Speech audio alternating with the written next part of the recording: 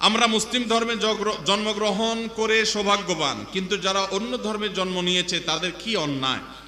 আমরা যেমন অন্য ধর্মসমূহ জানতে চাই না, কিন্তু তারাও তো আমাদের ধর্ম সম্পর্কে জানতে চাইবে না।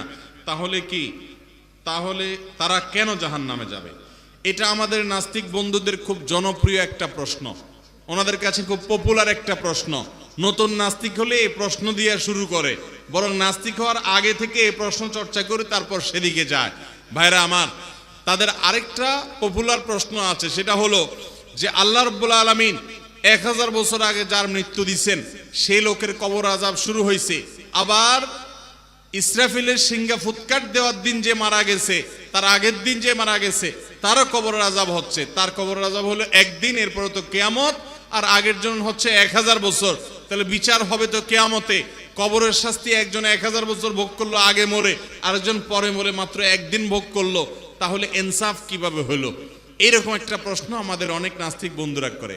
আমি বলি, ভাই, একজনকে আমার সামনে নিয়ে আসেন, এরে আমি গুনে 2 ঘন্টা ধরে 200টা ঘুষি দিব, 2 ঘন্টা ধরে গুনে।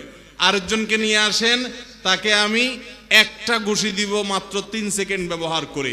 আমার ওই পরের ঘুষিটা ওই লোকরে 200 কোটি ঘুষি দেওয়ার চাইতে ওজনই হবে, ব্যথা হবে, এর হাড্ডিও ভেঙে যেতে পারে। সম্ভব কি সম্ভব না? তা আমি যদি এই ব্যালেন্সটা করতে পারি, আল্লাহ রাব্বুল আলামিন 1000 বছর আগে না, লাখ বছর আগে কে মারা গেছে, আর কে কত বছর পরে মারা গেছে, তাকে শাস্তি কাকে কতটুকু দিতে হবে, কিভাবে ব্যালেন্স করতে হবে, কিভাবে কার কতটুকু হক তাকে ততটুকু দিতে হবে, এটা আল্লাহ রাব্বুল আলামিনের জন্য সম্ভব না অসম্ভব? আল্লাহর জন্য এটা মেনটেন করা সম্ভব কি সম্ভব না?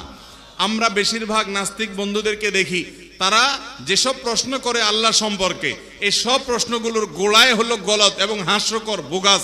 এর কারণ হলো তারা দেখা যায় আল্লাহ রাব্বুল আলামিনকে তাদের নিজেদের কাতারে এনে নিজের সাথে কম্পেয়ার করে, তুলনা করে, বলে যে আচ্ছা বুঝলাম, আল্লাহ আমাদের সৃষ্টিকর্তা, তাহলে আল্লাহর সৃষ্টিকর্তাকে। এরকম প্রশ্ন করে কি করে না? আরে ভাই, এই প্রশ্ন আল্লাহর জমিনের সবচেয়ে হাস্যকর প্রশ্নগুলোর একটা। কেন? কারণ আল্লাহর সৃষ্টিকর্তাকে এই প্রশ্ন করার মানে হলো আপনি ধরেই নিয়েছেন যে আমরা যেরকম আল্লাহর সৃষ্টি, আল্লাহও এরকম সৃষ্টি। আল্লাহ কি সৃষ্টি না স্রষ্টা? আল্লাহ কি সৃষ্টি না স্রষ্টা?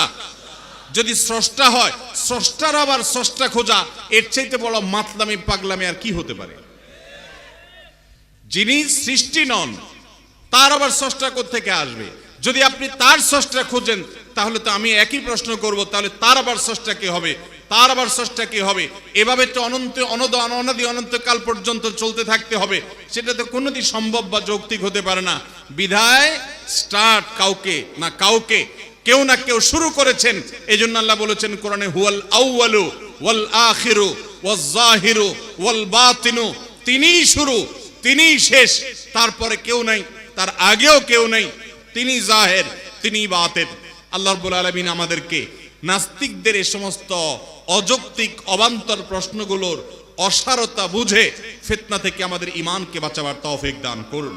তো যে ভাই প্রশ্ন করেছেন যে হিন্দুদের বা অন্যদেরকে, যাদেরকে আল্লাহ তাআলা অন্য ধর্মে মা বাবা সেখানে জন্মগ্রহণ করিয়েছেন আর আমাদেরকে মুসলমান জন্মগ্রহণ করিয়েছেন, তাহলে আমরা তো এক্সট্রা অ্যাডভান্টেজ পেলাম, তারা তো সেটা পেল না, তাহলে তাদের আযাব হবে কেন? তাদেরকে আল্লাহ তাআলা বিবেক দিয়েছেন না দেন নাই?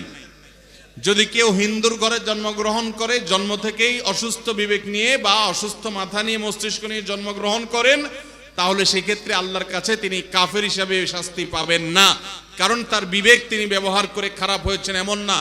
আল্লাহ রাব্বুল আলামিন আপনাকে যে বিবেক দিয়েছেন, সেই বিবেক খরচ করে আপনি সত্য অনুসন্ধান করবেন। আপনি যদি মুসলমান হয়ে থাকেন, আপনি আপনার ইসলামকে স্টাডি করবেন। নামে মাত্র জন্মসূত্রে মুসলমান হতে আপনাকে ইসলাম বলে নাই, আপনাকে ইসলাম জানতে বলেছে। আমরা কবরে 3টা প্রশ্নের কথা জানি সবাই। কবরে কয়টা প্রশ্ন হবে ভাই? এই 3টা প্রশ্নের উত্তর দেওয়ার পর সম্পূরক আরেকটা প্রশ্নের কথা বলা হয়েছে। সেটি কি?